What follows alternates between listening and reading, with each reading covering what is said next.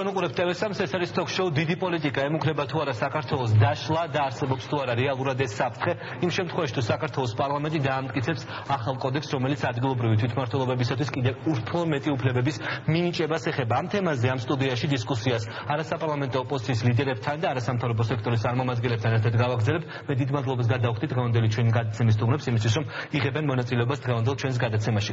ბატონო ჯონდი, პარლამენტმა დღეს დავით უსუფაშვილმა ჩვენთან ეთერში განაცხადა, რომ საქართველოს პარლამენტი განიხილავს კოდექსს ისევ იმავე ვარიანტით, რომლითაც იყო ეს კოდექსი შესული საქართველოს პარლამენტში. ანუ საუბარია მეშვიდე კარი, სადაც ადგილობრივი თვითმმართველობებისათვის, განაცხადა დავით ბერძენიშვილმა, ადგილობრივი თვითმმართველობებისათვის უფლებების გადაცემა და მინიჭება არის ისევ დღის წესრიგში. თქვენი პოზიცია მაინტერესებს. თქვენ გუშინ ბრძანეთ, რომ ეს არის რეალურად საფრთხის შემცველი. სად და რაში ხედავთ საფრთხეს? მოგესალმებით, მადლობა მოწვევისთვის. საფრთხე ადგილობრივი თვითმმართველობისთვის მისი კუთვნილი უფლებების მისცემა კი არ არის. პირიქით ჩვენ ვითხოვთ, რომ მაქსიმალურად თვითმმართველობა განვითარდეს.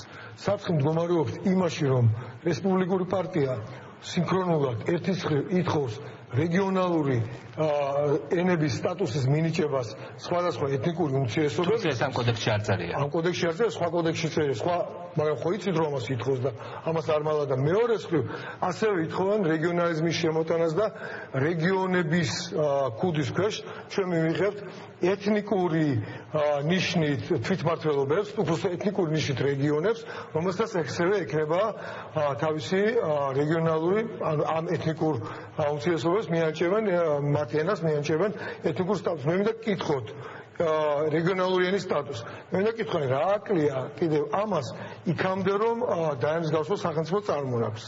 მე მგონი აკლია ერთი რომელიმე რეგიონალური ენების სტატუსი ამ კოდექსში არაფერი არ წერია. არა, ამ კოდექსში კი არ წერია. ჩვენ კონტექსტი გამომდინარე ეს ნახეთ ნოდარ შევხედოთ ჩვენ ვიღებთ ერთის მხრივ ეთნიკური ნიშნით რეგიონს ანუ ერთი ეთნიკური ნიშნით რატომ უნდა მივიღოთ რეგიონი? საერთოდ რეგიონი არ შეგვჭირდება, მაგრამ ეთნიკური ნიშნით ვიღებთ რეგიონს და პლუს ჩვენ ხო უნდა შევეჩვიოთ არა კონტექსტიდან ამოგლეჯი აზროვნებას, არა მთელ კონტექსტს და პლუს გაიხსენეთ რამდენიმე თვის წინ ახალციხის საკრებულოში ფრაქცია რესპუბლიკელებმა წამოჭრეს ეს საკითხი და პარლამენტის თავმჯდომარემ ამას ხარი დაუჭირა ღია და აშკარად.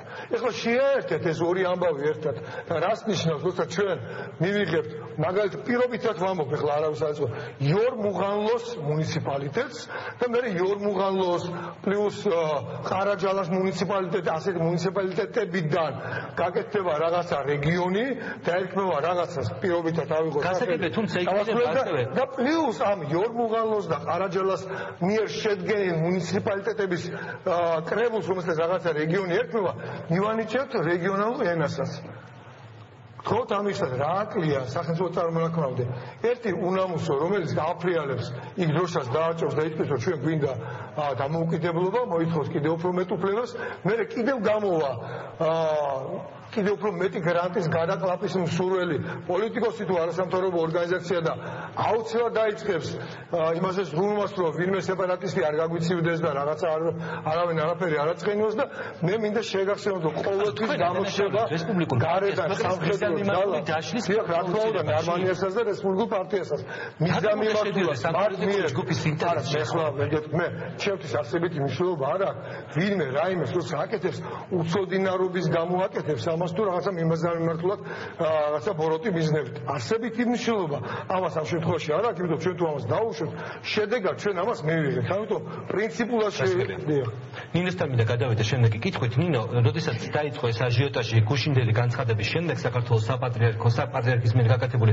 განცხადების შემდეგ დღეს უკვე არასამთავრობო ორგანიზაციებმა 23 არასამთავრობო ორგანიზაციამ თქვენ გამოვაყენეთ ერთიანი განცხადება მოუწოდებს საქართველოს მთავრობასა და პარლამენტს როგორც მოქალაქეთა კონსტიტუციური უფლებების რეალიზაციის მთავარ გარანტს არ ეყვნեն თვითმმართველობის იდეის დისკრედიტაციას ტალღას და არ შეეჩერონ რეფორმის პროცესი. რეალურად ის რაზეც საუბრობდა ბატონი ჯონდი, ეს საფრთხეები ამ კოდექსის დამტკიცების შემთხვევაში ქვეყანაში გაჩნდება? პირველ რიგში რას გამოვეხმაურეთ ჩვენ ამ განცხადებით, როდესაც ხელისუფლება შეიცვალა, მათ განაცხადეს, რომ ერთ-ერთი პრიორიტეტი მათთვის იქნებოდა თვითმმართველობის რეფორმა, რასაც მივესალმეთ, ბუნებრივია ყველანი. მთელი წლის განმავლობაში წელს ვადევნებდით თვალყურს იმას, რომ დამტკიცდა თითქოს მთავრობამ დაუჭირა მხარი სტრატეგიას, თუმცა უკვე როდესაც წარმოდგენილი იქნა კანონპროექტი, ჩვენ დავინახეთ, რომ სტრატეგიით გათვალისწინებული მთელი რიგი თქვათ მნიშვნელოვანი საკითხები, რაც თქვათ ხელს უწყობდა ძლიერ თვითმმართველობას, უკვე კანონის პროექტში აღარ იყო წარმოდგენილი. ამის შემდეგ იყო კიდევ ბევრი დისკუსია, თუნდაც მმართველი პოლიტიკური ძალის შიგნით შეიქმნა თქვათ საბჭო, საკონსულტაციო და ასე შემდეგ და ასე შემდეგ და საბოლოო პროექტი რაც მივიღეთ არის ისედაც ძალიან ბევრ კომპრომისზე დაფუძნებული და რეალურად მე ვფიქრობ, რომ ის აჟიოტაჟი რაც ატეხილი ამ თვითმმართველობის კანონის გარშემო ცოტა არ იყოს გადამეტებული, იმიტომ რომ რადიკალურ ცვლილებებს ამ კოდექსი თითქმის არ გვთავაზობთ. რამოდენიმე მნიშვნელოვანი ფაქტორი მინდა გამოვყო, რაც არის სიახლე ამ კოდექსით, ეს არის მაგალითად თვითმმართველი ქალაქების რაოდენობის ზრდა, ეს არის მუნიციპალიტეტების რაოდენობის გაზრდა, სავარაუდოდ, რაც მოყვება იმას, რომ თქვათ დღეს თუ არის ქალაქი და მის გარშემო არსებული ტერიტორია ერთ მუნიციპალიტეტში, თვითმმართველი ქალაქის შექმნის შემდეგ დარჩენილი ტერიტორია შეიქმნება ცალკე მუნიციპალიტეტი. ეს არის თქვათ რეგიონალურ დონეზე გარკვეული თქვათ მმართველობის ფორმის შემოღება და ამაზე ცალკე ვისაუბრებ. ეს არის გარკვეული დამატებითი საბიუჯეტო შემოსავლები თვითმმართველობისთვის, მათ შორის ეს არის სასამოსავლო გადასახადის თქვათ ნაწილი, რომელიც გარჩევს ბიუჯეტს. ეს არის საზოგადოებრივი საბჭოები ადგილობრივ დონეზე, სოფლის დონეზე, რაც დღეს როგორც გავიგე, საერთოდ ამოღებული იქნება კანონპროექტი, ანუ ეს სიახლეც აღარ იქნება და საარჩევნო სისტემა, რომელიც არის კითხვის ნიშნის ქვეშ, ანუ ამ წუთას ჩვენ არ გვაქვს ნათელი წარმოდგენა როგორი იქნება საარჩევნო სისტემა და მუშაობთ ჩვენ პირადად იმასთან დაკავშირებით, რომ მაქსიმალურად სამართლიანი სისტემა შევთავაზოთ მთავრობას. ანუ ჩვენი პოზიცია არის ის, რომ ისედაც საკმაოდ ბევრი დრო გავიდა და შეიძლებოდა ამ პროცესის უფრო დაჩქარება და დღეს, როდესაც მსგავსი ტიპის განცხადებებს და წინააღმდეგობებს ვაწყდებით, ეს არის ზოგადად საქართველოში თვითმმართველობის შექმნისკენ და თვითმმართველობის რეფორმის მიმართულებით განხორციელებული ნაბიჯების რაღაც დამაფუძნებელი. ანუ აჟიოტაჟი უსაფუძვლოა, რომელიც რაც შეეხება რეგიონალურ თქვათ დონეს, ანუ რას ითვალისწინებს ეს კოდექსი. რეგიონალური დონე საერთოდ არ არის თვითმმართველობები და ეს ტერიტორიული მოწყობა ორი განსხვავებული საკითხია. ტერიტორიული მოწყობა არ არის საუბარი, ანუ მე მინდა ახსნა რას ითვალისწინებს კოდექსი, თუ ეს საფრთხეებს შეიცავს, რა თქმა უნდა, ამაზე არსებობს თქვათ უშიშროების სამსახურები და სხვა უწყებები, რომლებმაც აუცილებლად და პარტიებმაც უნდა იმსჯელონ ამის საფრთხეებთან დაკავშირებით, მაგრამ რა აზრიდევს იმასთან ამ რაღაცა რეგიონალურ წარმონაქმნებთან დაკავშირებით. ანუ ეს არის თქვათ დღეს ყავს გუბერნატორები, ხო? რომლებიც მოქმედებენ განსაზღვრულ ტერიტორიებზე, ამ ტერიტორიაზე შემავალ მუნიციპალიტეტებთან დაკავშირებით აქვს მათ უფლებამოსილება. კოდექსი ითვალისწინებს, რომ დარჩება ეს თქვათ გუბერნატორები იმავე ტერიტორიულ ერთეულებზე, თუმცა ანუ შეიქმნება გარკვეული საკონსულტაციო საბჭოები, როგორც დღეს გავიგეთ, რომელთა კომპეტენცია იქნება ის, რომ წმინდა სამეურვეო დანიშნულების, ანუ თუ კი არსებობს რაღაცა პროექტები ან ერთიანი ინტერესები, რაც აერთიანებს არა მარტო ერთ მუნიციპალიტეტს, არამედ რეგიონებს, ანუ ეს საბჭო, რომელიც შეიქმნება უკვე ტერიტორიულ ერთეულებში არჩეული, ანუ მუნიციპალიტეტებში არჩეული დეპუტატებისგან, ანუ დაკომპლექტება უკვე არჩეული დეპუტატებისგან. ანუ ეს საბჭოები იმსჯელებენ თქვათ რეგიონალური მასშტაბის თქვათ რაზე. ეს იქნება თქვათ გზები, ინფრასტრუქტურული პროექტები, სტიქიური უბედურებები, როგორ უნდა იმოქმედა, როდესაც ეს რომელიც კონკრეტულად რეგიონს ეხება. რომელიც შეეხება რამოდენიმე მუნიციპალიტეტს, ეს არის თქვათ სარწყავი საშუალებები, წყლის მომარაგება, ინფრასტრუქტურული, კულტურული პროექტები და ასე შემდეგ. ანუ წმინდა სამეურნეო, ანუ ეს საბჭოები არ მიიღებენ რაღაც პოლიტიკური ხასიათის გადაწყვეტილებებს, თუ კი იმ შემთხვევაში კანონით ასევე გაწევრილია, თუ იქნება კრიზისი საბჭოსა და გუბერნატორს შორის, მაშინ მთავრობა ერევა ამ პროცესში და მთავრობა იღებს დამოუკიდებლად ამ გადაწყვეტილებას. კიდევ ერთხელ ვიტყვი, თუ არსებობს რაიმე საფრთხები, ამაზე რა თქმა უნდა იყოს საუბარი და რა თქმა უნდა მაქსიმალურად უნდა იყოს გამორიცხული, მაგრამ ის, რასაც დღეს თქვათ კოდექსი გვთავაზობს, ეს არის წმინდა რაღაცა ინფრასტრუქტურული პროექტების ერთიანი კოორდინირება რამოდენიმე მუნიციპალიტეტს შორის. გასაგებია. ბატონო მამუკა, დაინახეთ თუ არა საფრთხეები არსებულ პროექტში, რომლის განხილვაც ახლა მიმდინარეობს. მოგესალმები, ნოდარ, მივესალმები ტელემაყურებელს. მე დასაწყისშივე მინდა ერთგვარი შეფასებითი დამოკიდებულება ვთქვა აღნიშნული კოდექსის პროექტთან დაკავშირებით. პირველი მოცემულ სიტუაციაში არსებულ თვითმმართველობებს რეფორმა რომ ჭირდება, ამაზე არავინ არ დაობს. დღეს ჩვენ თვითმმართველობა რეალური არ გვაქვს, ის აუცილებლად უნდა რეფორმირდეს, ამაზე კითხვის ნიშნები მე პირადად არ მაქვს. რაც შეეხება წარმოდგენილ კოდექსის პროექტს, მე შემიძლია მთლიანობაში ვთქვა, ოღონდ მთლიანობაში ეს არ ნიშნავს პირველი მუხლიდან მეორასე მუხლამდე ყველაფერს. მთლიანობაში ეს წარმოდგენილი კოდექსის პროექტი არ ვარგა. არ ვარგა იმიტომ, რომ ავტორებმა მას დაარქვეს კოდექსი და აქვთ გადაწყვეტილი, რომ ბევრი თემა ჩადონ ერთ კონკრეტულ დოკუმენტში.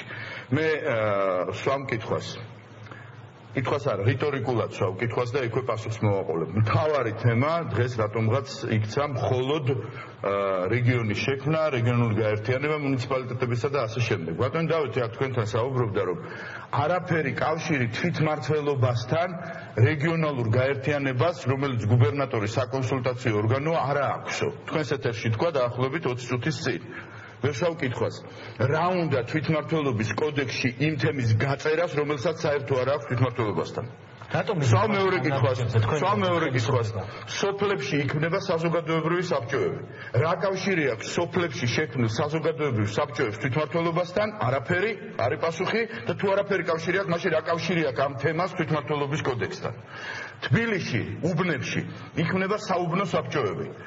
სვავთ კითხვას, ეს არის თბილისში ქვედადონის თვითმმართველობა, ვიღებთ პასუხს. არა, ეს არ არის. რა კავშირი აქვს ამ ყველაფერთან? არაფერი კავშირი არ აქვს. შეიძლება ამის შექმნა. რაც შეეხება თვითმმართველობებში საზოგადოებრივი ჩართულობის უზრუნველყოფას, რაც სასოფლო საბჭოებშია გაწერილი და თბილისში უბნების საბჭოებში, ამის გაწერა შეიძლება ადმინისტრაციული კოდექსით.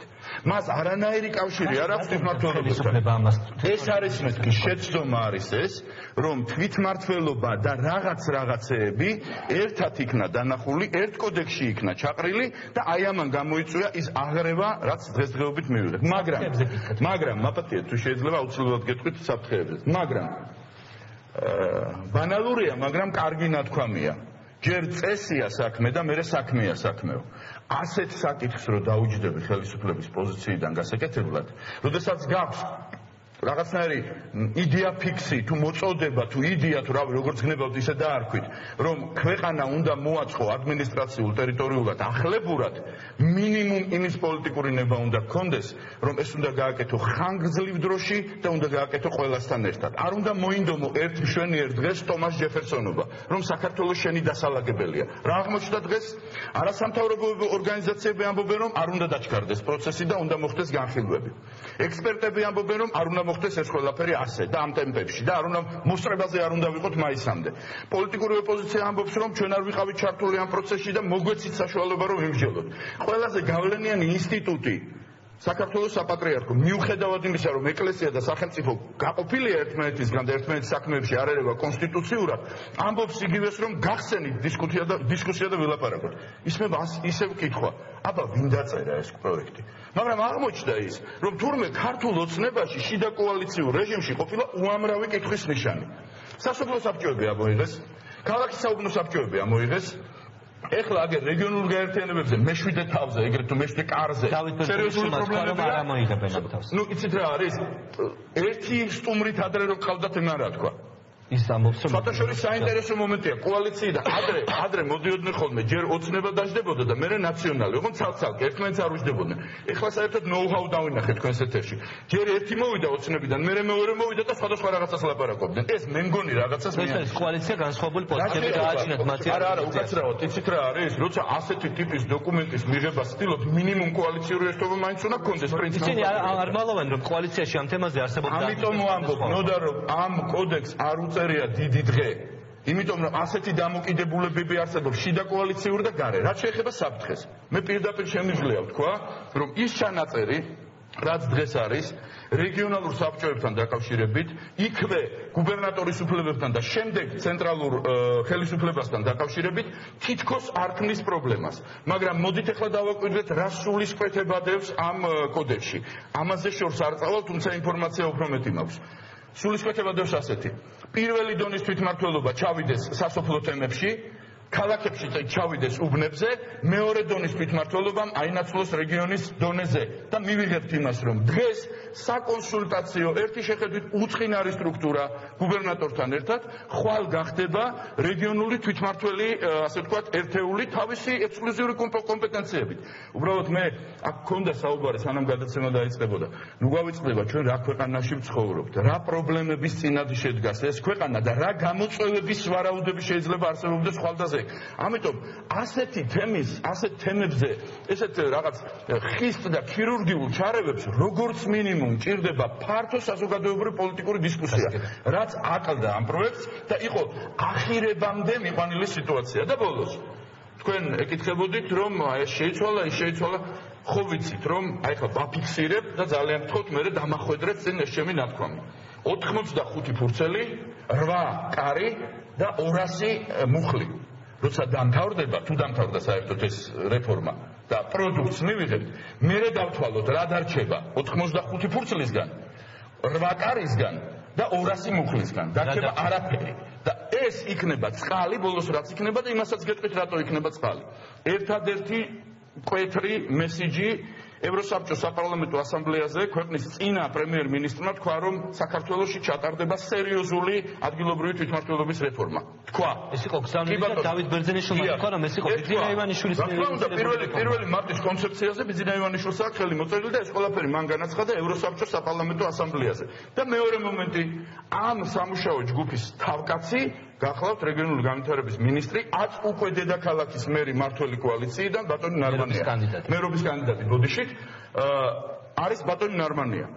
ეს კონცეფცია თუ ეს რეფორმა არ უნდა ჩავარდეს ფორმალურად თუნდაც იმიტომ, რომ ის უკავშირდება ერთის მხრივ ბატონ ივანიშვილს და მეორეს მხრივ კოალიციის მერობის კანდიდატს. ეს არის მოწმობა. ეს არის მხოლოდ დიდი აფიქსი და არა ის, რომ რეალურად განხორციელდეს თვითმმართველობის რეფორმა. დავინახავ შედეგში. როდესაც დამთავრდება ყველაფერი, ერთად დავთვალოთ ნოდარ, მომეცი პირობა და მეც გაძლევ ჩემი მხრიდან პირობას, რომ ერთად დავთვალოთ დარჩენილი კოდექსის მუხლების, კარების და ფურცლების რაოდენობა. გასაგებია. გიორგი ახვლედიანთან მინდა გადავიდე ამ კითხვით. გიორგი, რა საფრთხეებს ხედავს და რატომ ეწინააღმდეგება ცვლილებების ამ ფორმის დამტკიცებას ქრისტიან-დემოკრატიული მოძრაობა?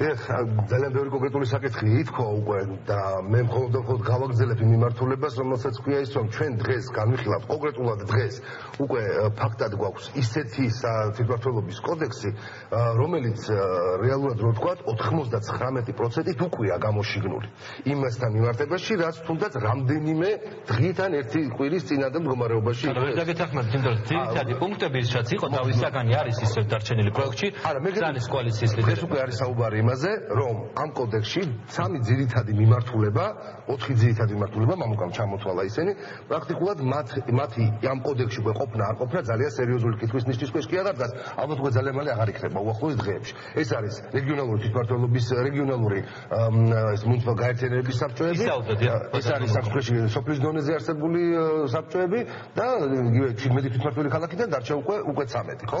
5 ეხლა გვაქვს და 7 ემატება და არა 11. ხო. საფრთხები რა ხდება გიორგი გზაზე, როდესაც შეხება საფრთხეებს. კი ბატონო, ჩვენ ხავ საუბრობთ იმაზე, თუ სად არის საფრთხეები ამ შემთხვევაში რეგიონალური საბჭოების დონეზე. თავიდან მაყურებელს უნდა აუხსნათ ჩვენ ის, რომ საქართველოში რეგიონალური დაყოფა არ არსებობს.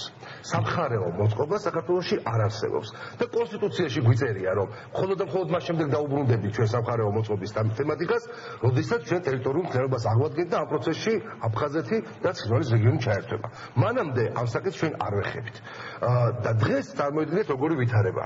როდესაც გუბერნატორებს ვახსენებთ. გუბერნატორები არ არიან სამხარეო, ასე ვთქვათ, წარმომადგენლები. გუბერნატორები არიან, ვთქვათ, მაგალითად, რეგიონში, აი მაგალითად იმერეთის რეგიონში, ისტორიული იქნება არის რეგიონი, ხო? ისტორიული დანაწილება გეოგრაფიული.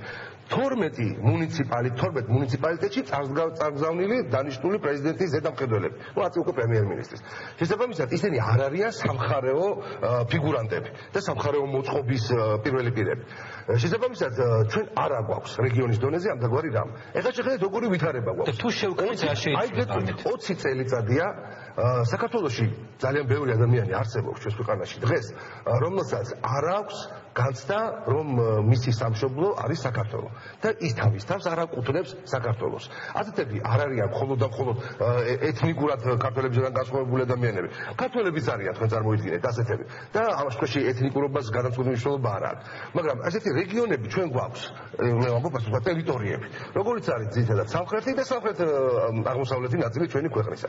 აი მაგალითად არსებობს ესეთი ორგანიზაცია, ყველამ კარგად ვიცით და არ ჭირდება ამას ენის მოჩლებით ლაბარაკი, ორგანიზაცია ჯავახი, რომელიც იძახის უკვე ამდენი წლის განმავლობაში, რომ ის მოითხოვს სამცხე ჯავახეთში მოხდეს, თქვათ, ჯავახეთის ზეგანის მიმართულებით ტერიტორიის განცალკევება სამცხისგან და ჯავახეთის ხან ავტონომიაზეა საუბარი, ხან რეგიონის ჩამოყალიბებაზეა საუბარი.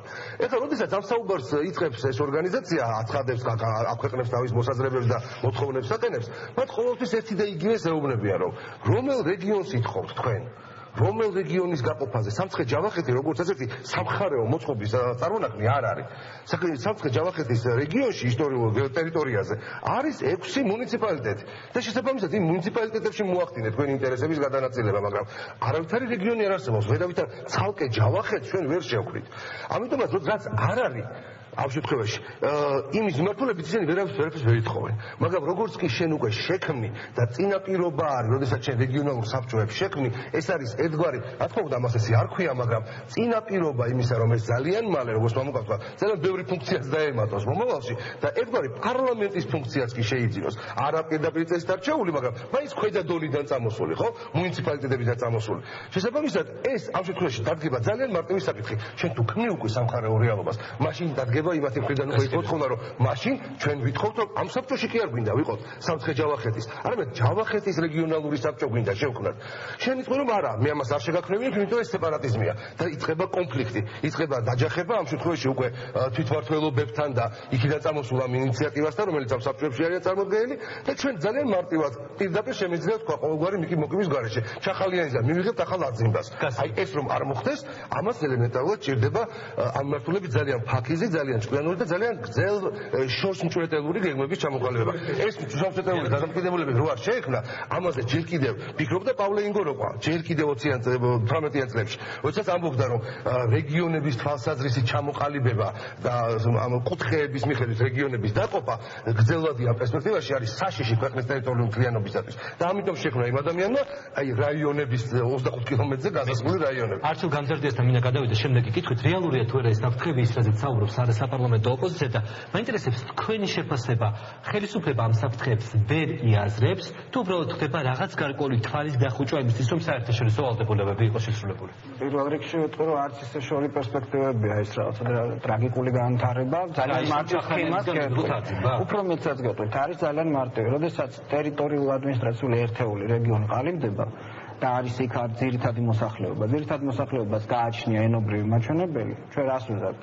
ენა, ეთნიკური ნიშანი და ენა კიდე ეთნიკურ ნიშანს საზღვრავს და აქ არის მარტო ჯავახეთზე და ქვემოქართლზე, აქ არის ლაპარაკი სვანეთზე და სამეგრელოზე, იმიტომ რომ თუ კი ჩვენ შევთანხმდებით, რომ მეგრული და სვანური არის ენები, არის რეგიონი სამეგრელო, რეგიონი სვანეთი და ჩვენ ვიცით რომ ქარტია, ენების ქარტია, ეთნიკურ ნიშანს, ანუ მე როგორც მეგრელი ეთნოგრაფიული ნიშნიდან გადავდივარ ეთნიკურ ნიშანზე. კოსოვოს პრეზიდენტი რას მოყვა? რას მოყვა? ეს არის ევნილების არქონის რეჟიმში ძირითადი მოსახლეობა, რომელსაც გააჩნია ენა და ბუნებრივია მიიღებს რეგიონული ენის სტატუსს და რომელსაც გააჩნია რეგიონალური დაყოფა, მათ სრული უფლება აქვს თვითგამორკვევისთვის და აფხაზეთისა და შიდა ქართლის კონფლიქტური ნაწილისგან განსხვავებით მთელი მსოფლიო აღიარებს ასეთ დამოუკიდებელ სახელმწიფოს. თქვენ ფიქრობთ, რომ საქართველოს ტერიტორიაზე რეგიონები სწავლენ სწორედ ამ გზით თვითგამორკვევას? ლოგიკაში ხედავთ, ადმინისტრაციულ რეგიონი, გვაქვს რეგიონი სამეგრელო, რეგიონი სვანეთი, რეგიონი ჯავახეთი, რეგიონი ქვემოქართლის, ასე ვთქვათ. გვაქვს იქ ეთნიკური უმცირესობები და მათ შორის უკვე მეგრული და სვანური ითვლება ენებად, ასე ვთქვათ, ხო? მეგრელი და სვანი გამოდიან არა ქართველები, არამედ ეთნიკური მეგრელები და ეთნიკური სვანები. ეს რუსული ვერსია არის საერთოდ ქართული სახელმწიფოს დაშლის. და ჩვენ ვიღებთ ეთნიკური ნიშნები დასახლებულ პუნქტებს, რომლებსაც თვითგამორკვევის სრული უფლება გააჩნია და ამგვარ სახელმწიფოს აღიარებს მთელი მსოფლიო. აფხაზეთს არ აღიარებენ არასდროს, მაგრამ სამეგრელოს როგორც ასეთ შემთხვევაში სახელმწიფოს აღიარებენ, დამიჯერეთ თქვენ. ამიტომ არის ლაპარაკი ბატონ გიორგი უფრო ფრთხილად შეეხო და ზუსტად ის, რომ რომ ჩვენ შემთხვევაში არის ძალიან ფაქიზი ზუსტად აი ქართველურობის განცდა ჯერმე არ მესმის მოქნილი მენეჯმენტის ნაცვლად რატო იგულისხმება ჩაკეტილი სივრცე თვითმმართველობის განვითარება შეუძლებელია ჩაკეტვა არ ნიშნავს პირიქით აქ ლაპარაკია იმაზე რომ ინტეგრირება მოხდეს მე მაგალითად როდესაც წინახანებში ნარმანიას მერობასთან დაკავშირებით იყო ასე ვთქვათ რაღაც საუბრები ძალიან მკვეთრი κρიტიკით გამოდია რა მნიშვნელობა აქვს ისა და ჩვენ ვართ ყველა საქართველოს მოქალაქეები მთელი საქართველოს ჩვენი ტერიტორია პროცესი უნდა წავიდეს იქიდან და მე ახალი ხელისუფლება მჭირდება იმისკენ რომ უზრუნველყონ იმ სივრცის შექმნა რომ თქვათ სამცხე-ჯავახეთში მცხოვრები სომეხი გახდეს ზუგდიდის ვიცემერი თქვათ რა ქვია კახელი გახდეს სვანეთში რამე გუბერნატორი ან მოიცი მოადგილე ქვემო ქართლის წარმომადგენელი ეთნიკური აზერბაიჯანელი გახდეს იმერეთის გუბერნატორი და ასე ეს არის საქართველოს მოქალაქეები და იმის ნაცვლად რომ ჩვენ ადამიანების უფლებები მოქალაქეთა უფლებები დავიცვათ და გავხსნათ პროცესი და ერთიანი გავხადოთ სახელმწიფო მარტო სახელმწიფოს მოქალაქეებმა ჩვენ სრულად თანაბარუფლებიანები ვართ და რა გამოდის კეტად რეგიონებში ჩვენ ამ ხალხს არ უშვებთ გარეთ იმიტომ რომ კარგად გამიგეთ რეგიონებში თუ ექნება მეგრელი და მეგრულ ენას ექნება რეგიონული ენის ფუნქცია იქ სამუშაო პროცესები სწავლეს მინიჭებაზე აქ საუბარი რა თქმა ამას ეს არის ლოგიკური პროცესი გეტყვით აქედან რო ავდგები რას ვიზამ შესაძლოა ცოტა მეტია გეტყვით ნოდარ მე რო აქედან გადაცემის მე ავდგები რას ვიზამ მითხარით მე არ მისკოლას არა რას ვთქვა უნდა გავიდე მე ბუნებრივად გახვალ სტუდიაში შევიცვი აქ მდებარეობას ან ასეთივე ლოგიკური პროცესია ენა არის ეთნიკური ჯგუფია და რეგიონული მოწყობა აქვს რეგიონული ენა აბა რა არის ეს ძალიან ლოგიკური ამას ახსნა არ სჭირდება ისევე როგორც არ უნდა ახსნა იმას რომ რაღაც მარტივი პროცესი ორჯერ ორი რო ოთხი და ორჯერ სამი ექვსი ეს არის ძალიან რთული პროცესი და სულ ერთი ფრაზი დიდი ბოდიშის მოხდით ჩვენ ხომ საუბრობთ ხიფათებზე და არა გარანტიებზე ვინმე თქვა რომ გარანტირებულად ეს ასე მოხდება ჩვენ საუბრობთ ხიფათებზე რომლის ალბათობაც ან მაღალია ან დაბალია ან საშუალოა ამიტომ როცა არ აგაქვს რისკი რატო იქმნი რისკს მოძებნო რატო იქმნი დავით გადმოვა ჩვენ ერთ თავარ შეცდომას უშვებთ ჯერ ერთი პრომოუტირება ხდება ახლა კალათინოს დაილანდის პროტესტზე იცის მაგრამ აი როგორ პრომოუტირებული ტექსტები იყო იცით აი შოკოლადს რომ ყიდიან მისი საუკეთესო ნაწილიდან ხელისუფლებაც ასეთ რეჟიმში არის აი პირდაპირ კარგი პრომოუტირებული პროფორმით აჩვენებენ აი იმ ამახალისებლობას ამ თვითმმართველობის კოდექსისას გესმის და ის გაფუჭებული ნაწილი არ ჩანს ამაზე არის ძალიან გამჭვირვალობა საქართველოს ამ საკითხებზე ნაკლებად მუშაობენ ეთნოგრაფები ეთნოლოგები და კულტუროლოგები რომელიც საქართველოში აუცილებლად უნდა მუშაობდნენ იურისტებთან ერთად თავის დროზე მახსოვს კარგად შევანის პარლამენტში რეგიონალურ კომიტეტში მარტო იურისტები და ეკონომისტები იყვნენ და სულ მიკვეთა როგორ შეიძლება საქართველოში ამგვარ განყოფილებაში მუშაობდეს ადამიანები რომლებიც არ იცნობენ ეს ჩვენ არ ვართ თანაბარი ტიპის ადამიანები ერთ სოფელში სხვანაირი ადამიანია და გვერდის სოფლის თავში და სოფლის ბოლოში ამიტომ მას ბევრად მეტი და სხვა ტიპის მიდგომა სჭირდება მოქნილი მენეჯმენტი არის ყველაზე კარგი ეფექტური საშუალება ბატონ დავით ამინდა გადავიდე შემდეგი კითხვით არჩილის საუბრობდა იმ გარე საფრთხეებზე რომელმაც შესაძლოა მოახდინოს სტიმულირება საქართველოს შიგნით თუნდაც მან თქვა ახსენა ჩვენი მეზობელი სახელმწიფო საქართველოს შიგნით სწორედ ასეთი სიტუაციის სტიმულირება როდესაც კონკრეტულ რეგიონებს გაუჩნდებათ იგივე დამოუკიდებლობის ან თვითგამორკვევის ამბიცია რეალურია ეს საფრთხე როგორ ფიქრობთ იმ ფაქტორების გათვალისწინებით რომელშიც ახლა ჩვენ ვიმყოფებით თვითგამორკვევა ძალიან სახიფათოა მოგესალმებით პრინციპში ჩემმა კოლეგებმა ყველაფერი თქვეს ამის შესახებ თითქმის ამომწურავად თითქმის ყველაფერში ვეთანხმები ეს საფრთხეები ძალიან კარგად არის ჩამოყალიბებული და დასაბუთებული და პირდაპირ შემიძლია ვთქვა რომ ესეთი საფრთხეები პირდაპირ წარმოქმნილი არის აი ამ კოდექსიდან გამომდინარე. მე ვფიქრობ რომ ვიღაცას რატომღაც უნდა ფორსირებულად აი ეს მომზადებელი, დაუმუშავებელი, ხალხთან შეუთანხმებელი, არასამთავრობო სექტორთან შეუთანხმებელი, პოლიტიკურ პარტიებთან შეუთანხმებელი, ეკლესიასთან შეუთანხმებელი, იმიტომ რომ ეს არის დიდი ინსტიტუცია, რომელსაც აქვს 90%-იანი ლეგიტიმაცია ქართულ მოსახლეობაში, განსხვავებით იმ 23 და 50 არასამთავრობო ორგანიზაციიდან, რომლის რეიტინგიც 5% შეიძლება არც აღწევს. ეს სხვა თემა არის, მაგრამ ეს ასე ვთქვათ, ისე ხო და იმის თქმა მინდა ამეთი რომ ძალიან ცუდი არის რომ ესეთი ფორსირება ხდება რესპუბლიკური პარტიის მხრიდან. ისინი დღეს თქვენი სტუმარი დავით ბერძენიშვილი პირდაპირ ამბობდა იმას რომ ისინი ამას აპირებენ, გააკეთებენ ესე და ესე, მაგრამ ისინი არ ფიქრობენ რომ ხალხს აბსოლუტურად განსხვავებული პოზიცია აქვს. ბატონო დავით მოგზანა ეთერში რომ ამ თემაზე გაიხსნება საზოგადოებრივი დისკუსია, მათ შორის რომ ისიც ჩართული იქნება საქართველოს საპატრიარქო. მას მერე თქვა, რაც ეკლესიის საჭეთყობელმა პატრიარქმა თავისი პოზიცია გამოთქვა. როდესაც პოლიტიკური პარტიები გამოვიდნენ თავიანთ ინიციატივებით, არასამთავრობო ორგანიზაციებმა თქვეს თავისი აზრი და ასე შემდეგ. თუმცა ნაციონალური მოძრაობის ერთ-ერთი ლიდერი პეტრე ცისკარაშვილი დღეს ჩვენ სტუდიაში ამბობდა, რომ საპატრიარქო არ უნდა ჩაერიოს ამ შემთხვევაში. მაშინ მე გეტყვით ერთ რამეს და ვიტყვი ჩემს პოზიციას ამასთან დაკავშირებით. საქმე იმაშია, რომ მე ტყუილად არ თქვი. როდესაც ჩვენ მივდივართ არჩევნებამდე, ჩვენ ვზომავთ იმ ელექტორალურ დამოკიდებულებას ნებისმიერი პოლიტიკური პარტიის მიმართ. როდესაც 1%-იანი რესპუბლიკური პარტია ზის პარლამენტში და ის თავის თავს აძლევს იმის უფლებას, რომ თავზე ასე ვთქვათ გადაახიოს მთლიანი თვითმმართველობა და რაც უნდა გააკეთოს თავის არასამთავრობო სექტორთან ერთად. რესპუბლიკური პარტიების კოალიციის ერთ-ერთი ნაწილი ბატონი დავით და მე დამცველებად ხალხს. ხო და დიდ პრობლემას იქნის ეს ხალხი, იმიტომ რომ ქართული საზოგადოება ამას არ მოითმენს. იმიტომ რომ როგორც აირჩია ამ საზოგადოებამ ეს ხალხი, ასევე უკან გამოიწვევს, ოღონდ 3 წელიწადში ეს არჩევნები ძალიან მალე მოვა. ნუ გონია ვიღაცას რომ პარლამენტში ძალიან დიდი ხნით ზის. ეხლა მე გავაგზავნებ იმ რისკებთან დაკავშირებით, რაც თქვენ შემეკითხეთ. საქმე იმაშია, რომ ჩვენ ესეთი რისკები ქონდა ჩადებული ნაღმები აფხაზეთში, აჭარაში, სამხრეთ ოსეთში და ეს ყველაფერი ამოქმედდა. ჩვენ ასლან აბაშიძის პერიოდი გვახსოვს. ეს ყველაფერი იყო, ეს რეალობა, ჩვენ უახლესი ისტორია და ეს ხალხი დღეს ჩვენ გვთავაზობს რას, რომ შევქმნათ მინი პარლამენტები, სამხარეო პარლამენტები, ესე იგი, იგივე ახალქალაქში, იგივე მარნეულში, სხვა ადგილებში, სადაც არა, ამას ესე ქვია, მაგრამ ეს საკონსულტაციო საბჭო არის რეალური პარლამენტი, იმიტომ რომ ის იტყვის, რომ მე მინდა რეგიონალური ენის მაგრამ არ აქვს გადაწყვეტილება. ჩვენ პირველ რიგში ვიტყვი. აქ ითქვა, რომ ჩვენ კონსტიტუციით არ გვაქვს დღესდღეობით იმის უფლება, რომ შევქმნათ ან და შევცვალოთ ჩვენი ქვეყნის ტერიტორიული მოწყობა, იმიტომ რომ გარდამავალ დებულებებში პირდაპირ წერია, რომ არ შეიძლება მამის ტერიტორიული მთლიანობა არ აღსდგება, ჩვენ ეს გავაკეთოთ და ესენი კოდექსის და შემოვლითი გზებით უნდა თანაც რომ ეს გააკეთონ, ეს მიუღებელი არის. ამიტომ მე კიდე მინდა რომ მართლმევინოთ თქვენ დაუცილებლად გქონდათ თქვენი აზრის გამოხატვის საშუალება კიდევ გქონდათ ფართო დისკუსია ამ თემაზე. არ არის ეს დავით ბერძენიშვილის და რესპუბლიკური პარტიის გადასაწყვეტი პარლამენტში ეს საკითხი, უნდა მოხდეს ფართო კონსენსუსი ამ საკითხში არასამთავრობო სექტორთან, არასაპარლამენტო ოპოზიციასთან, რომელიც აქ წარმოდგენილი არის მრავლად და იმ ხალხთან, ვინც დაინტერესებულია. თუ საჭირო იქნება, მე ვფიქრობ, უნდა ჩატარდეს რეფერენდუმიც, რომელიც იქნება თავისებური გამოკითხვა, გამოკლება ხალხის და თუ დაუშვათ რეფერენდუმის ჩატარება ალბათ შეუძლებელი იქნება ეს იყოს, მაშინ რეფერენდუმის შედეგებით შესაბამისი იქნება. გასაგებია, მე მინდა ეკატერინე ფელტოჩავათან გადავიდეს შემდეგი კითხვით, ის უკვე დიდი ხანია გველოდება ჩვენი ახალი ამბები სტუდიაში, რომელიც წარმოადგენს არასამთავრობო ორგანიზაციას საერთაშორისო გამჭვირვალობა საქართველოს უშუალოდ იყო ჩართული ამ პროცესებში.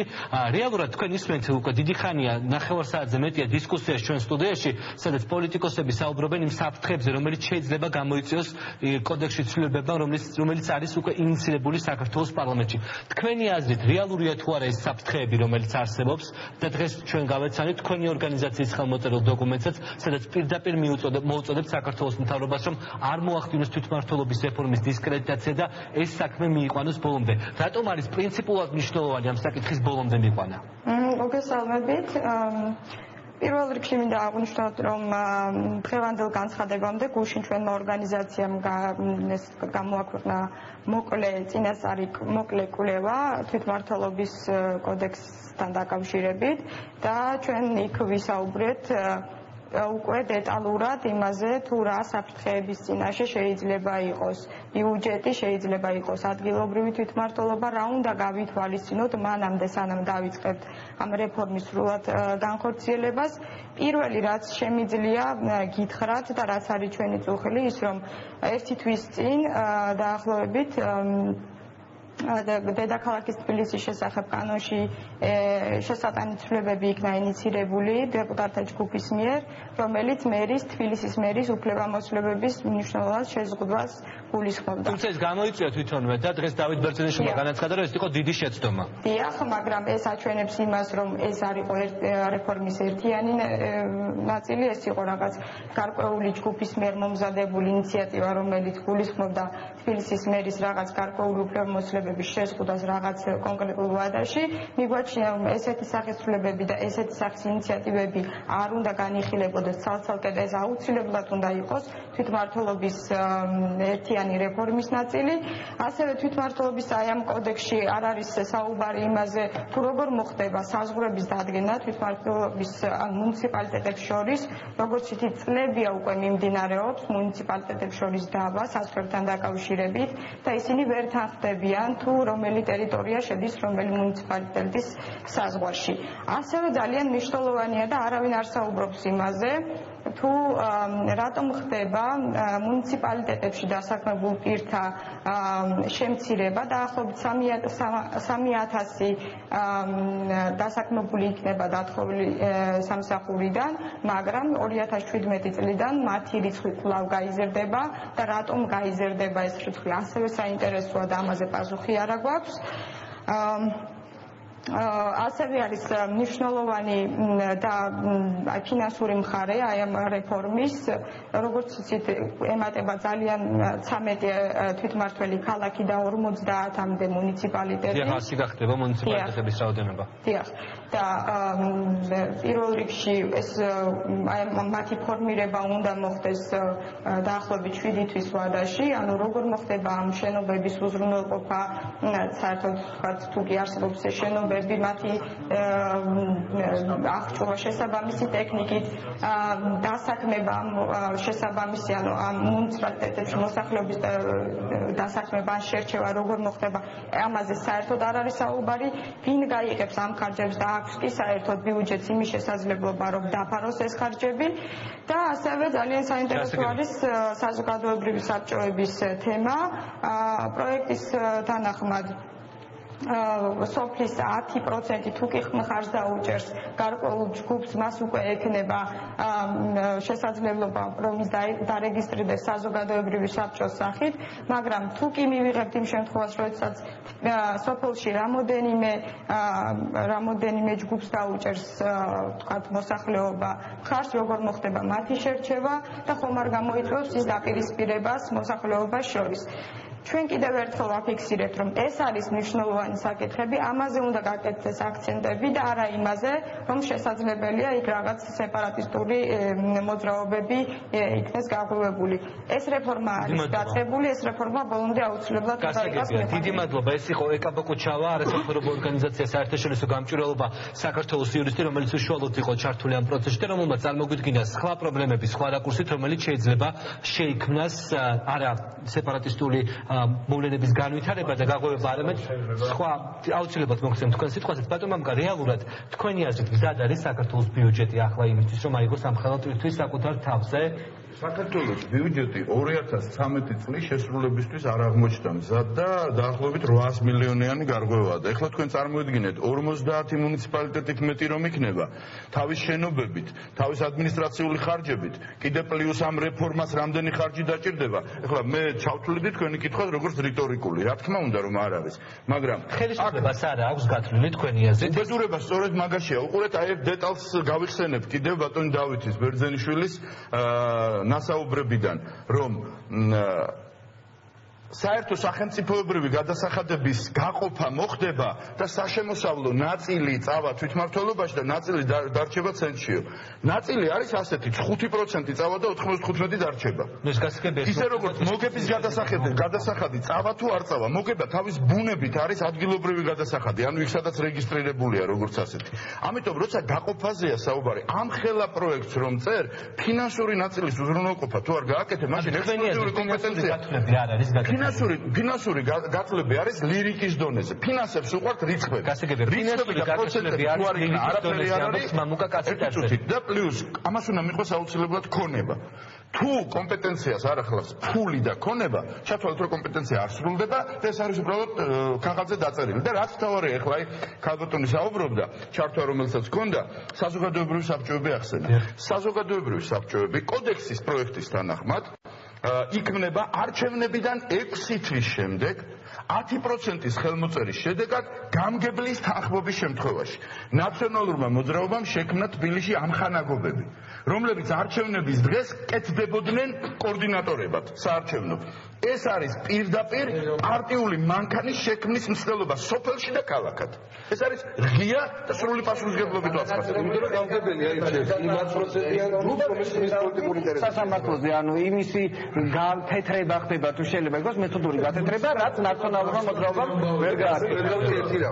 ქალბატონი საუბრობდა ძალიან კონკრეტულ კითხვებს სვამდა იმასთან დაკავშირებით, რაც პასუხისგასაცემი არის არსებულ კოდექსთან. გიორგი, ძალიან დიდი ბოდიში რა, უბრალოდ მე არ მინდა სხვაგვარად დარჩეს. უბრალოდ აქ თემა წამოვიდა წინამ რეგიონალიზმის და სეპარატიზმის. სწორედ აბსოლუტურად ვეთანხმები ყველა იმ მინუსებში, რაც ყველა ის თემა, რომელზეც უკვე თვენახევარზე მეტია არასაპარლამენტო პოლიტიკური ძალები საუბრობთ, ვთანხმდებით და უყენებთ ხელისუფლებას, როგორც ფიქრობთ, რომ ის საფრთხე მმართველობების კითხვების პარალელურად შეიქმნას მმართველი პარტიის ერთგვარი აგიტატორთა ჯგუფი, ეს არის რეალური? ამ შემთხვევაში ყველა პრობლემაში ვეთანხმდით ქალბატონს, რომელმაც დღეს ხელი მოაწერა დოკუმენტს, საერთაშორისო განცხადება საქართველოს არავითარ შემთხვევაში არ წამოიღო ეხა პროვოკაციას, არ წამოიღო ამ დისკრედიტაცია არ მოახდინო ამ თვითმმართველობის კოდექსისო, მისი დისკრედიტაცია არ დაუშვა და გააგრძელეს რეფორმა, მოაწერეს ამაზე ხელი და ჩამოთვალა დაახლოებით 6-7 რას ნიშნავს დისკრედიტაცია არ გააგრძელეს? უთულ ასე ადამიანები უთხრობენ პროფესიულად და არსებულ კანონში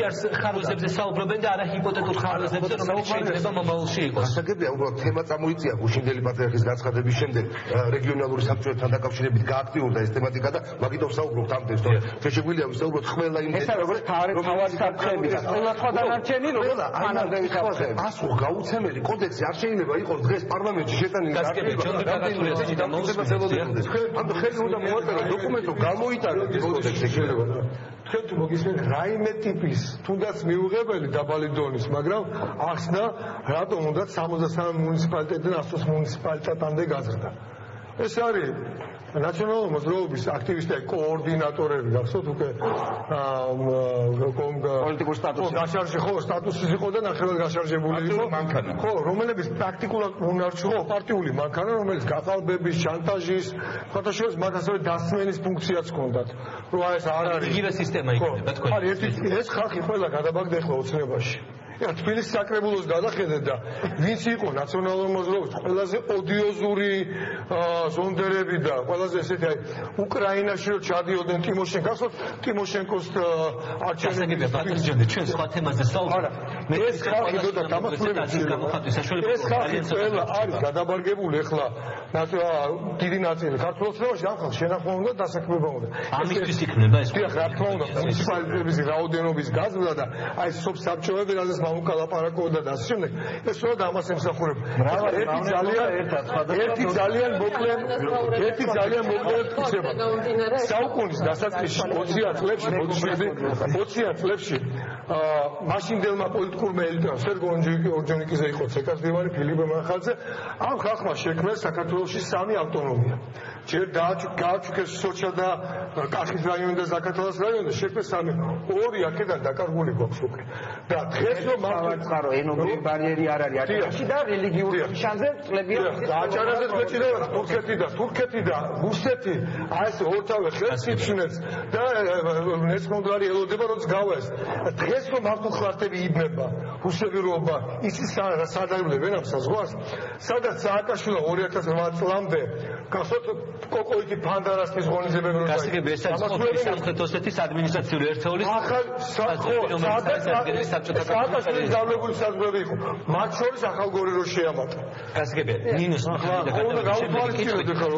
ნინო რეალურად როდესაც მიდის საუბარი რომ ადგილობრივ დონეზე მოხდება პირდაპირი არჩევა ადამიანებისა რომლებიც უშუალოდ გაუწევენ ყურირებას ამ რეგიონებს არ გაართულებს ეს ყველაფერი საარჩევნო სისტემას მოესწრება ეს ყველაფერი თუნდაც იმ 6 თვეში რომელშიც უნდა ჩატარდეს არჩევნები და დავით ბერძენიშვილმა დღეს თქვა რომ ივნისი იქნება თარიღი როდესაც ადგილობრივი არჩევნები ჩატარდება. კი ბატონო ამას გააქცენტ პასუხთა შემდეგ დაუბრუნდები სეპარატიზმის თემას. რა თქმა უნდა აუცილებელია რომ დროულად მოხდეს არჩევნო სისტემაზე შეთანხმება. რა თქმა უნდა საჭირო იქნება ისეთი სისტემებზე შეთანხმება, რომელიც თქვათ მისცემს საშუალებას და ორიენტირებული იქნება არა ძლიერ პარტიებზე და მათ ინტერესებზე, არამედ ჩვენი მიზანი თქვათ ჩვენი ჩართულობის ამ რეფორმაში ის იქნება, რომ შევთავაზოთ ხელისუფლებას ისეთი საარჩევნო სისტემა, რომელიც მცირე და ნაკლებად თქვათ ძლიერ პარტიებს მისცემს ყავდეთ პროპორციული წარმომადგენლობა თვითმმართველობებში. ამიტომ გვინდა ჩვენ და ჩემი პირადად მიზანიც ის არის, რომ დაიძრას ეს პროცესი, დაიწყოს დისკუსიები, რომ ეს არის ძალიან მნიშვნელოვანი თემები, რომელზეც შეთანხმება დროულად არის საჭირო.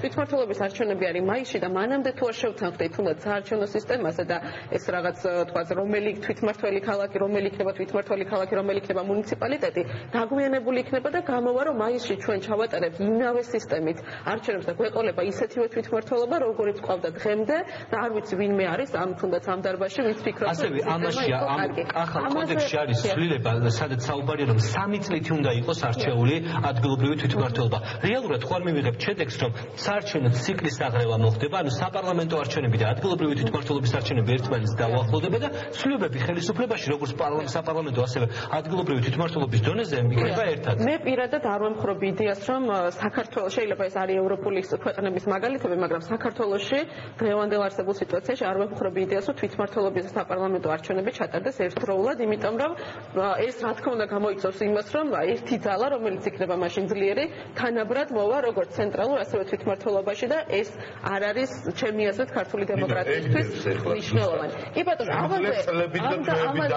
ამაზე მეც გეთანხმებით და ამაზე შეგვიძლია ერთად თქვათ მოვითხოვოთ ამისი ცვლილება. კიდევ ერთი საკითხი, რაც არ მომწონს, არის ის, რომ არ არის კონკრეტულად გაწერილი, თქვათ, ეს ეტაპები რეფორმის, ანუ რა ვადაში რა რეფორმა დასრულდება, რა ვადაში დასრულდება ახალი მუნიციპალიტეტების ფორმირება, რა ვადაში მოხდება, თუ იქნება ეს რაღაცა რეგიონალური, ანუ ეს კონკრეტული ვადები, თუნდაც აი ამ 3 წლის განმავლობაში რა დამთავრდება და 3 წლის შემდეგ რა იქნება ახალი, ხო?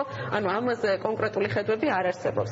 ეხლა რაც შეეხება ისე უნდა დაუბრუნდე იმ თემას, რატომ გასაუბრეთ. ბატონი ჯონდი საუბრობდა, თქვენ გქონდათ რეპლიკა, რომ ეს იქნება არა ანაზღაურებადი და არ შეიძლება იქცეს პროპაგანდის პოლიტიკოსებს საკრებულო იქნება არა საბჭოები, რომელიც შეიქმნება საზოგადოებრივ საწყისებზე და ჩართულობის უზრუნველყოფა. სხვადასხვა სააკაშო ჰქონდა ძალიან კარგი მაშინ, როდესაც ოფის საბჭოებში რიგით ადამიანებს ურჩევდნენ და ამაზე სოციალური რგოლებიც იყო და გენიალური მიგნება იყო მაშინდელი, უბრალოდ შინაარსში ვერ განხორციელდა, როდესაც ჩართულობისკენ მოგიძებდა. ანუ პირდაპირ შესანიშნავი მექანიზმი იყო, რომ ამ ადამიანების ჩართულობით შიდა გადაწყვეტილები, მაგრამ ჩართულობა ვერ გამოიწვევს მარტო პარტიული აქტივისტების მუშაობა საქართველოში ხოლმე რეგიონ ადგილებზე და მეორე მომენტი იმის გამო, ახლა ყველასთან დიდი ბოდიში, მაგრამ ჩვენ პარტიებს საშინელი მიჯი აქვს, თუ მისი აქტივისტი არის ყველა პარტიას მათ შორის, საპარლამენტო არა საპარლამენტოს, რიგითი ადამიანები ნეიტრალურად არის.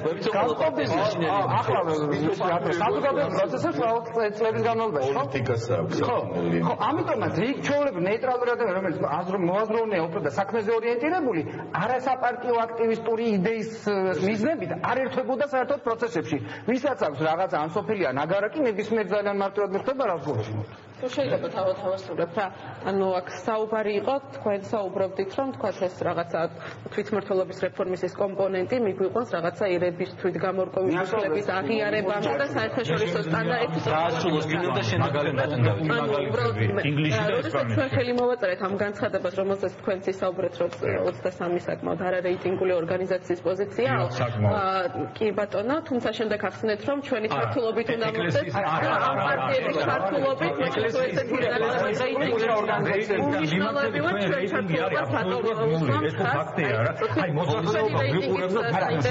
ჩვენი არასამთავრობო ორგანიზაციები სადაც 0 არის ეკლესიის რეიტინგები და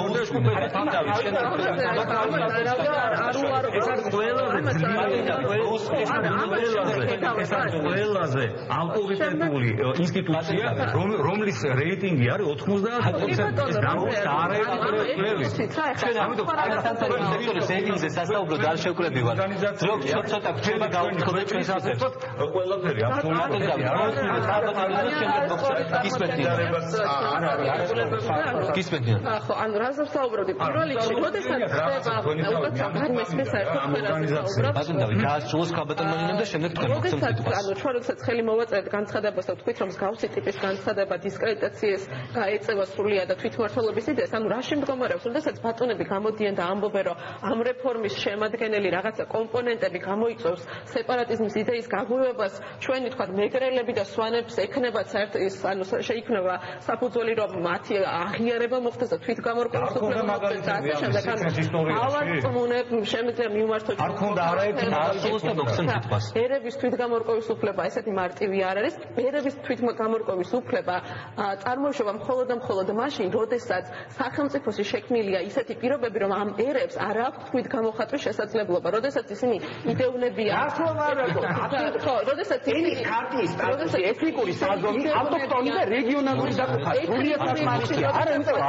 საშუალება საკუთარ ენაზე ისაუბრონ, მიიღონ განათლება და ასე შემდეგ. არა, მიუხედავად ამისა, შესაძლოა ავტონომიური სტატუსიდან გადავიდნენ თვითგამორკვევა. თავიდანვე აღნიშნე, რომ მე არ ვარ ნამდვილად სულ არ მიმაჩნია, რომ ეს რაღაცა რეგიონალური გაერთიანება რაც არის, იმდენად მნიშვნელოვანია, რომ მის გარეშე თვითმმართველობის რეფორმა არ საერთოდ ანუ ამასთან ეს საერთოდ ფასისტემა და თვითმმართველობა კიდე სულხოა. პოზიცია არ მაქვს, თუ არ იქნება მნიშვნელოვანი არაფერი არ შეიძლება, მაგრამ მე მინდა რომ საზოგადოებას მიუწოდოს ორი ინფორმაცია. არის საუბარი და შემდეგ კი ბატონო ვისაუბროთ. საუბარი იმაზე, რომ დღეს თუ ყავს თქვა გურიის გუბერნატორი, რომელიც თქვა სამ მუნიციპალიტეტს აერთიანებს გურიაში, ამ თქვა კოდექსი ითვალისწინებს, რომ გურიის გუბერნატორთან შეიქმნება ოზურგეთის, ლანჩხუთის და ჩოხატაურის საკრებულებში არჩეული ადამიანების და საბჭო, რომელიც გურიაში ფიქსიური უბედურება მოხდა კოორდინირებულად იმუშავებს. უბედურებებზია, თვითმმართველობის ამხელად სადაც რეგიონალური საუბარი. კიდევ ერთხელ ვიტყვი, რომ არ ვფიქრობ, რომ ეს არის იმდენად პრინციპული რაღაცა რგოლი, რომ მის გარეშე ეს რეფორმა არ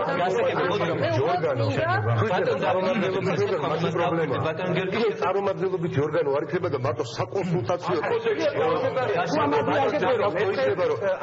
საშიშ ზონაში გუბერნატორს დიატოტოს რჩევენ რაღაცა ტრეინინგები სამეფო პრობლემა არ არის. დავით გქონდა რეპლიკა, შემდეგ ყველას მე კიდევ ერთხელ ისა თქვა ესეთი რამ, რომ ჩვენ გქონდა ძალიან უამრავი მაგალითი არა მარტო უახლოეს ისტორიაში სეპარატიზმის გამოვლენებისა, ჩვენ გვაქვს ძალიან დიდი ტერიტორიები დაკარგული. ჩვენ გქონდა ეს პრობლემა, რა ქვია, ასევე არ დაგავიწყდეთ აჭარაში და როგორღაც მოგვარდა ასე თუ ისე ტერიტორიის დაკარგვის გარეშე საბედნიეროდ, მადლობა ღმერთს. ეხლა რაც შეეხება, ხო თუნდაც კი. რაც შეეხება, კი, გეთანხმებით. რაც შეეხება სხვათაშორის საერთაშორისო ასე ვთქვათ, ესეთ პრაქტიკას, რაც ყოფილა პრეცედენტებს უბრალოდ. ესეთი სერიოზული პრეცედენტი ბასკებზე აღარაფის აღარ ვამბობ ესპანეთში. კატალონიას მოიყვან მარტო როდესაც უკვე მეორეჯერ ჩაატარეს ძალიან სერიოზული რეფერენდუმი გამოყოფასთან დაკავშირებით და ესე იგი კატალონია არის ეკონომიკური ერთ-ერთი დიდი ბერკეტი ესპანეთის, რომ ის რომ გამოვიდეს ესპანეთიდან ევროკავშირის მერე შეუერთდეს, თუმცა ეს პრობლემური საკითხია. არის ძალიან დიდი სირთულეები. სხვა მაგალითსაც მოიყვან ერთი წამი, თუ შეიძლება ძალიან მნიშვნელოვანი საერთაშორისო ძალიან მოსოვით. ავიღოთ შოტლანდია. აქვს ამ მიწას ასე ვთქვათ, ამ ხარეს რა ვქნა პარლამენტი 2016 წელს ესენი აპირებენ ჩაატარონ ესე იგი გამოკითხვა გამოყოფასთან დაკავშირებით. გასაგებია, მაგრამ შოტლანდია და თუნდაც საქართველოს ერთი რეგიონის პარტნიორები ამიტომაც შეამომა არ იყოს. პირდაპირ ამ საკითხთან დაკავშირებით საბოლოო ჩემს პოზიცია ჩამოვაყალიბ და გეტყვით. პირველი უნდა მოხდეს ამ კანონთან დაკავშირებით, ამ კოდექსთან დაკავშირებით ფართო კონსენსუსი და მსჯელობა, რადგან ჩვენ უკვე ამაზე ვისაუბრეთ და არ უნდა დაჩქარდეს ეს პროცესი და ფორსირებულად ვიღაცამ არ უნდა გაიტანოს პარლამენტში ამ კანონის დამტკიცება. ეს ერთი. მე შემიძლია კიდე ერთი მაგალითი მოგიყვანოთ. ფინეთი, საბერძნეთი, ისლანდია, შვედეთი, ჩეხეთი უნიკალური ქვეყნებია. მიდგომა უნიკალური ქვეყნები არის. რომელიც აუცილებლად უნდა გავაკეთო კომენტარი. თუ კი ნებისმიერი საფრთხის წინ წამოწევა აღიქმება დისკრედიტაციას, მაშინ ან მე ვიცი რომ ასე არ არის, მაგრამ ამ ტერმინში ვერ ერკვევიან ჩვენი არასამთავრობოები, ან ზუსტად ვიცი რომ ერკვევიან, მაგრამ მიზანმიმართულად ხდება ადამიანების ისეთი დისკრედიტატორის სტატუსის ზრდემა. ეს ძალიან არასწორია და ძალიან არასწორ აქცენტებს აკეთებს ხოლმე ჩვენი არასამთავრობოები. რადგან ჯერ ერთი მარტო იმდენი შენიშვნის ჩამოყალიბება, რაც წაგან ქალბატონმა ბრძანა თვით დისკრედიტირების რეჟიმში გადავიდა ლამის. და მეორე მომენტი, დიახაც ეს საფრთხეები საშიშია. მე საზოგადოებრივ ურთიერთობებს სწავლობ და ძალიან ბევრი თქვენ სხვა დარგის სპეციალისტი ხარ, მაგრამ ტენდენციებს, გამოხატულებს და ასე შემდეგ, რატო ვთქვი რომ იყო ჩართული ეთნოგრაფები, ეთნოლოგები, კულტუროლოგები და ასე შემდეგ. არიან ადამიანები, რომლებიც სულიად სხვანაირად სწავლობენ. ჩვენ ადამიანები ცხოვრობენ ამ ქვეყანაში, რომლებსაც ამ რაღაცა დადებითი მხარები, სისუსტეები. აგეთ ხალხის ამხენ თუშეთშიც იგივე შეიძლება პრობლემა დადგეს, იმიტომ რომ მათ სოვათუშვილი ისენად არის სტენის სტატუსი აქვს. ან მეორე აი ეს არის ერთმანეთს გადაბული. ეს ბევრად უფრო მე არ მინდა პარტიებამდე დავიყვანო ლაპარაკი, მაგრამ სამწუხაროდ ამაზე წლების განმავლობაში ლაპარაკობდა რესპუბლიკური პარტია, რომლის ცალკეულ პიროვნებების მიმართ ძალიან დადებითი განწყობა მაქვს პატივისცემის, მაგრამ სამწუხაროდ